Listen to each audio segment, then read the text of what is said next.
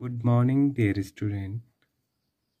In our previous lecture, we will start our second chapter of biology, sexual reproduction in flowering plant. जिसमें हमने sexual reproduction, parts of a flower और fertilization event के बारे में study किया. साथ ही हमने प्री फर्टिलाइजेशन इवेंट के अंदर gamete formation, pollen grain formation का स्टडी किया था.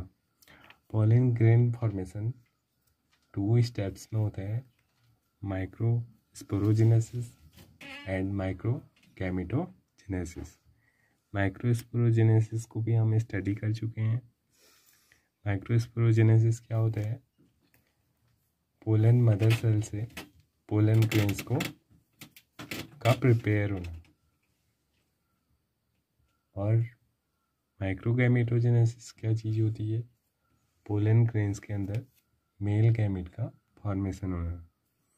तो इसी को आगे बढ़ाते हुए आज हम सेकंड पार्ट इस चैप्टर का स्टडी करने जा रहे हैं, structure of pollen grain. Pollen grain का क्या स्ट्रक्चर होता है? Pollen grain is term as microspore and represent immature male gametophyte. Pollen grain क्या होता है? उसको बोला जाता है माइक्रोस्पोर, और वो किसको इंडिकेट करता है? इमेच्योर मेल गैमेटोफाइट को.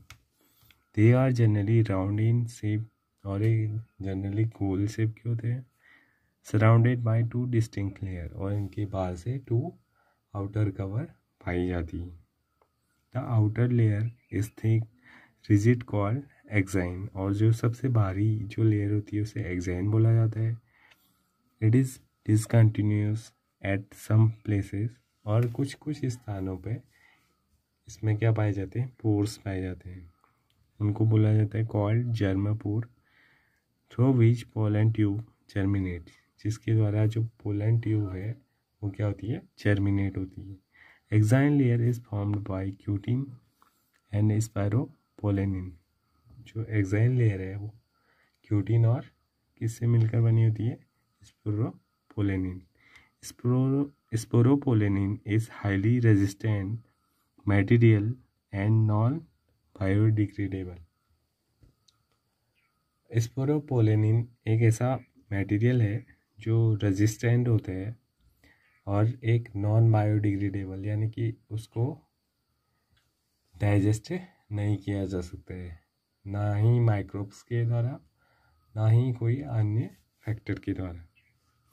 The internal layer is thin, soft and elastic called intine. जो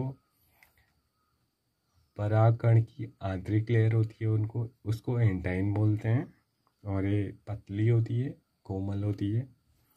it is made by pectin and cellulose और पेक्टोसेलुलोज. ये पेक्टिन और सेलुलोज की बनी होती है.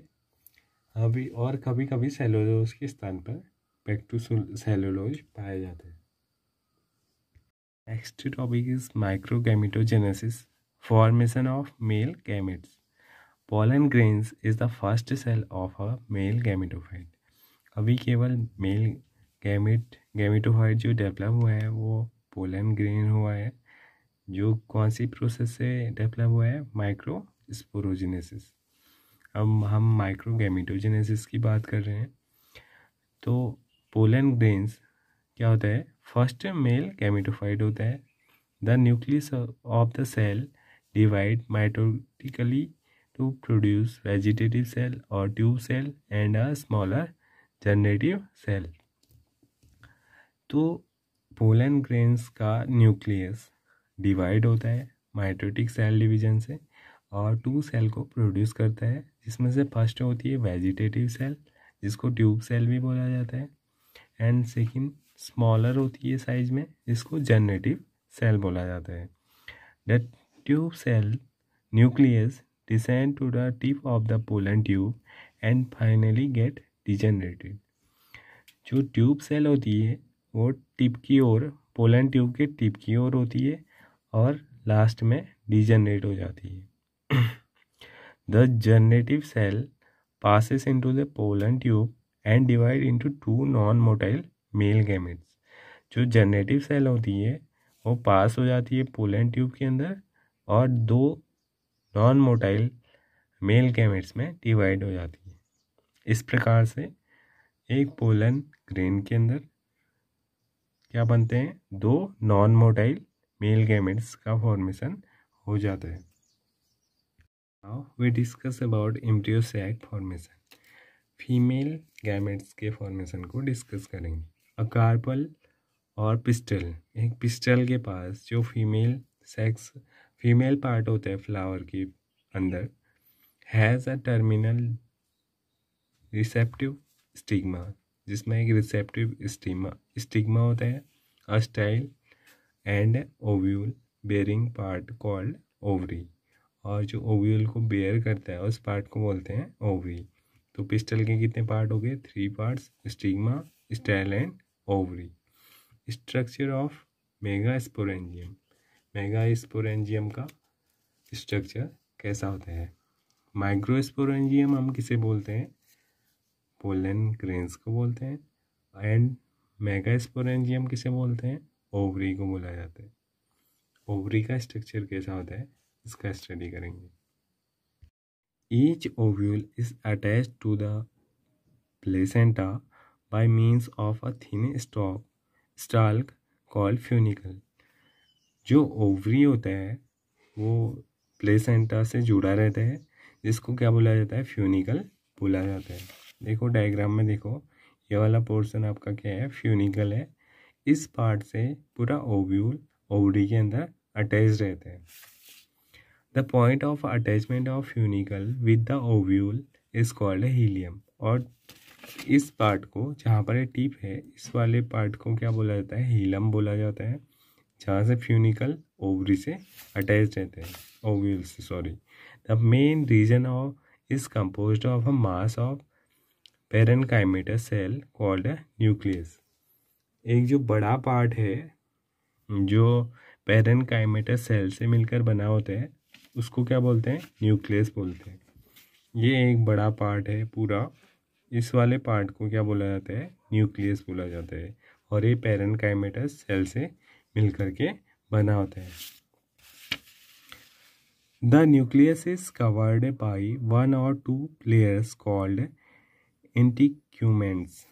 ये जो न्यूक्लियस है ये 1 या 2 सेल्स के लेयर से कवर रहता है।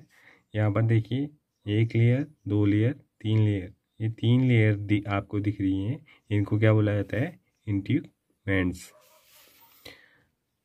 The basal portion of the nucleus from where the integuments appear is called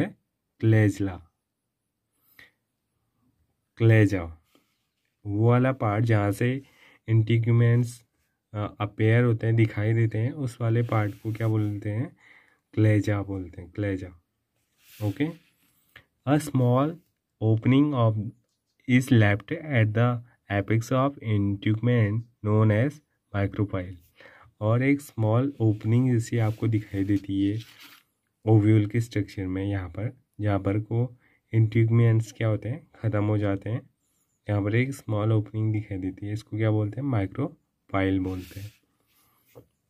a large ovule shaped cell embedded in the nucleus is the embryo sac. और इसके बीच में आपको एक लार्ज स्ट्रक्चर दिखाई देता है, पूरा ये वाला पोर्शन है, इसको क्या बोला जाता है, एम्ब्रियो सैक बोला जाता है, जिसको फीमेल गैमेटोफाइट बोलते हैं। इसको फीमेल गैमेटोफाइट बोला जाता है। एक बार फिर से डायग्राम देख लेते हैं। ऐसा पार्ट जहाँ पर प्लेसेंटा और ओव्यूल आपस में जुड़े रहते हैं उसे क्या बोलते हैं, फ्यूनिकल बोलते हैं। और फ्यूनिकल के अटैचमेंट पार्ट को क्या बोला जाता है, हीलम बोला जाता है, ठीक है। और जो पेरेनकाइमेटस सेल्स का मास है, जो मेन रीजन है, उसको क्या बोला जाता है, न्यूक्लियस बोला जाता है। और इंटीग्यूमेंट्स, इसके जो न्यूक्लियस के बाहर जो लेयर्स पाई जाती हैं उनको इंटीग्यूमेंट्स बोला जाता है।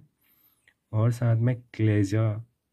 क्लेजा ऐसा पार्ट है जहाँ से इंट्यूगमेंट्स लेयर क्या होती हैं, डेवलप होती हैं, ठीक है। जहाँ से इंट्यूगमेंट्स लेयर अपीयर दिखाई देती है, यहाँ से उस पार्ट को क्लेजा बोलते हैं। और एक पार्ट होता है जहाँ पर इंट्यूगमेंट्स ख़त्म हो जाती हैं और एक ओपनिंग टाइप की दिखाई देती है, उसे माइक्रोपाइल बोला जाता है। और इसके अंदर क्या पाया जाता है, एक राउंड शेप का एम्ब्रियो सैक पाया जाता है। I hope you understand this.